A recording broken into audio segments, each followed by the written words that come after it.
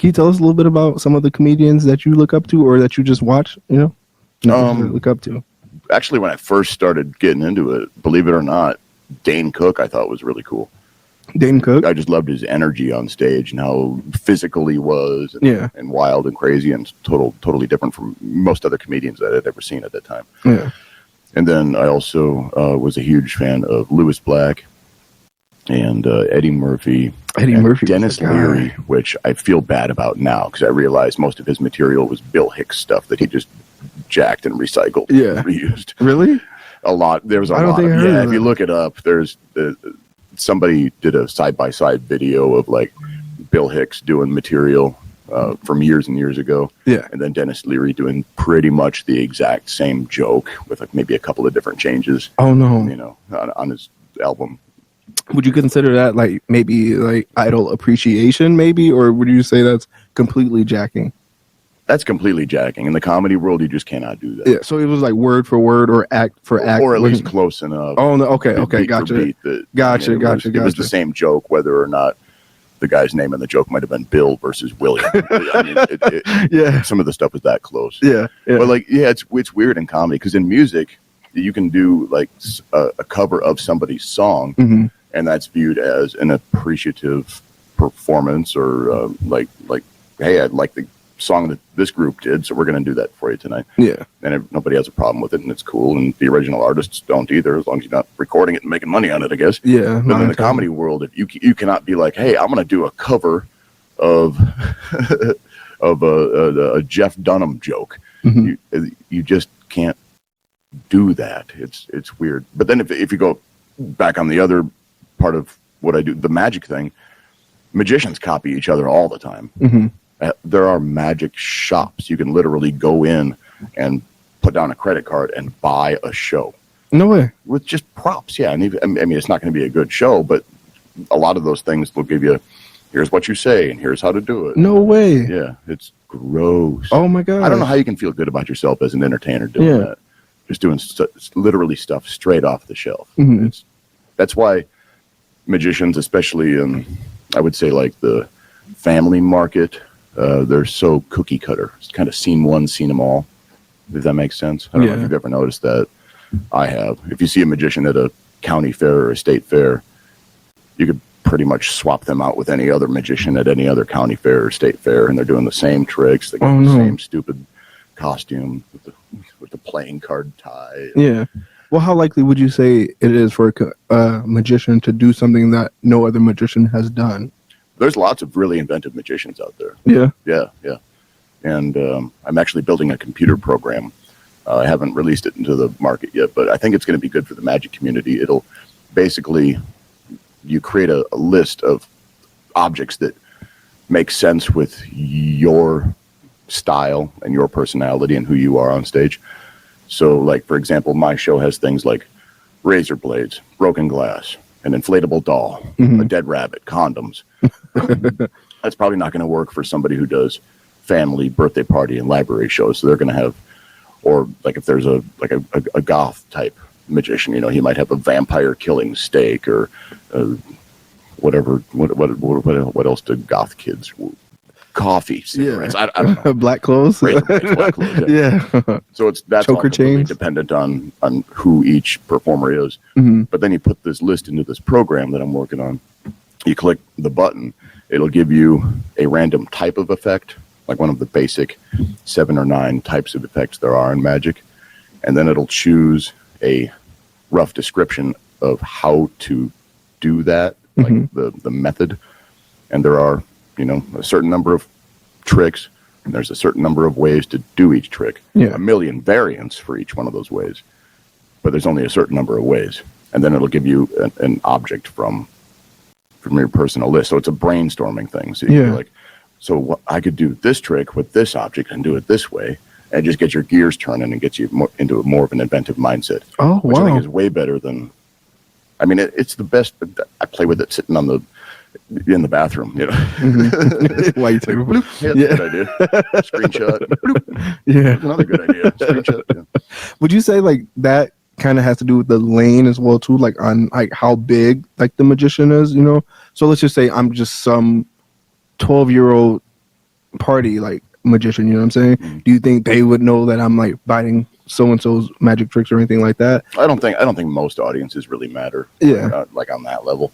But when you get into more of like charging tickets, yeah, there we go, different lane, right? Exactly. Because you have a crowd who like, wait, I know that's from such and such. You know what I'm saying? Yeah, He's a hack. You know, like just the crowd. Yeah. And why would you want to do something that everybody's probably already seen? Mm-hmm. I mean, a huge part of the magic is the surprise of not knowing what's going to happen.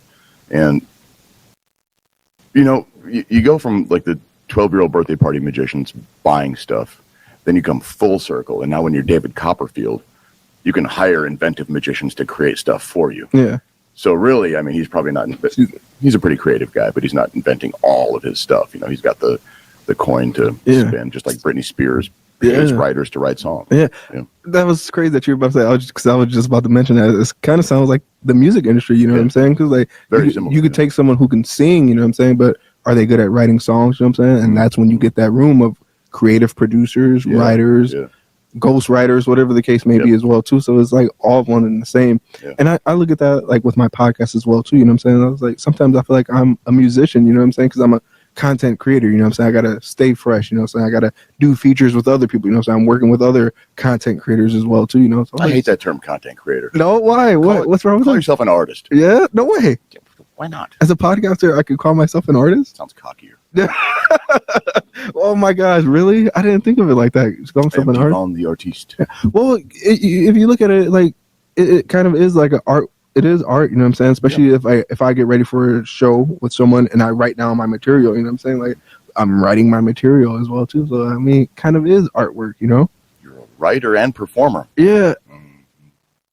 Dude, you getting my hopes all up, you know what I'm saying? Like, see, that's why I like being around you, my guy. You always like teach me new ways and just make me feel all these new confidence that I haven't had, you know? Yeah. Well, but the writer versus performer thing, though, when you were talking about like musicians having that and ghostwriters and stuff, and that's fine because like many of the most inventive magicians you've never heard of and never will. Like they're probably out there and they're working and they're creating stuff, you know, left and right, super creative people.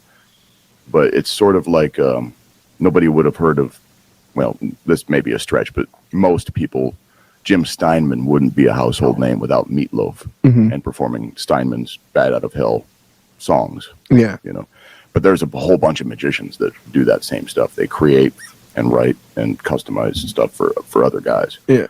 Which is a fun little lane. Yeah. Do you think a lot of it, well, not a lot of it, but some of it has to do with just spotlight? Like some people just don't like the spotlight or we're not made for the spotlight? Yeah, I could see that. Yeah, because there's like musicians I know that be like, I can make great music, I can write music, I can do all this, but I don't really like being a performer. Right. Being on stage, I don't want people to know. They're like savant about it, but they're not like show busy. Exactly. Yeah, they're like, I don't want people to know who I am. You know what I'm saying? I don't want what comes with it. You know what I'm saying? I don't want to be in the limelight. People trying to figure out where I live, trying to follow me to the store, digging through my garbage and all that stuff as well too. Wouldn't that be weird? Yeah, I don't think I want that. You know, I like the lane that I'm in right now, where little people know me. You know what I'm saying? I don't want to be known on a national base. You know what I'm saying? Where I like really just have to move around differently. You know, because like I can't imagine not being able to go outside without.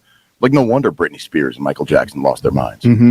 Like, how do you live like that? Yeah, and that's so crazy that you said that, because I always say that too. Like, there was a situation where like a content creator, they like were like, oh my god, a musician, you know what I'm saying, or artist, an artist performer. They like said something or did something, but they were like, oh well, I did it just to get more attention. You know what I'm saying? And I was like, this social media and like being relevant, it's really a drug, you know, because people will do anything for people to give them likes and people to say their name and just be the, I don't think I want that, you know? And I take it back to me having a 4-year-old daughter. Like, I like being able to just walk to the park with her, or just walk and sit outside and get some ice cream, you know? I don't want people approaching me while I'm with my daughter and all that too, you know what I'm saying? I don't think I want that, you know? You kind of want that though, don't you?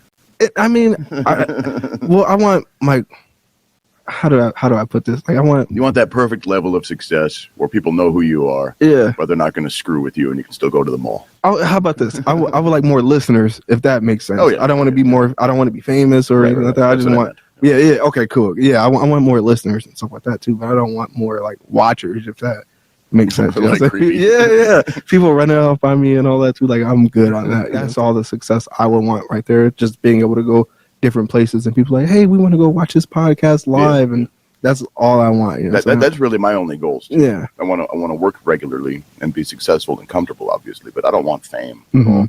I just want to be able to go to rooms like this, sell the place. Everybody walks away having had a great time and tells their friends how much fun they had at the Wyndham, Kenosha, Kenosha Comedy Club. I think fame is scary, if you ask me. You know what I'm saying? Because I just see like the great people that it just made so crazy. I mean, look at the most famous people right now, the Kardashians. Yeah. What do they even do? I don't know what They're do. Just there with their butts. Like, not a talent, really, is it? No. Well, to some people, I guess, right? We should work on our glutes. Work on our glutes so we can should get be more butt money. Famous. Yeah. I think I would want to be lip famous, you know what I'm saying? At least you see these people. It's a good idea, too. That's what people are getting famous off more now. Like, look how perfect their lips are, you know what I'm saying? It's like... And our eyes. Yeah. Our eyes, our lips, and our butts. Yeah.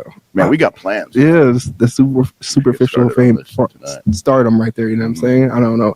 But back to that, like, look at all the people that we saw just go crazy, like, off of, like, being too famous, you know what I'm saying? And then there's a thing called the go along, get along gang. Have you ever heard of that? No. It's like if you let's say you reach a certain level, you know what I'm saying? The next person isn't going to want you to be bigger than them, you know what I'm saying? So they're going to do little things to like make sure you're not brought up like them, you know what I'm saying? And then they have people on their team who will like try to attack you as well too, just to make you be more quiet, you know what I'm saying? So you're not doing as good as them, you know what I'm saying? It's crabs in a bucket. Yeah. You've heard that, right? Yeah.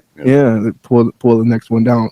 And that's another thing why I don't want fame, you know. I don't want someone to say, oh, look, he's approaching me, you know what I'm saying? Let's try to kick him down, you know what I'm saying? Like, while he's, like, trying to approach us. No, I don't want that, sir. Good. Well, this was a good chat. Yeah. I feel like this is probably a therapy session. Ladies and gentlemen, Nathan!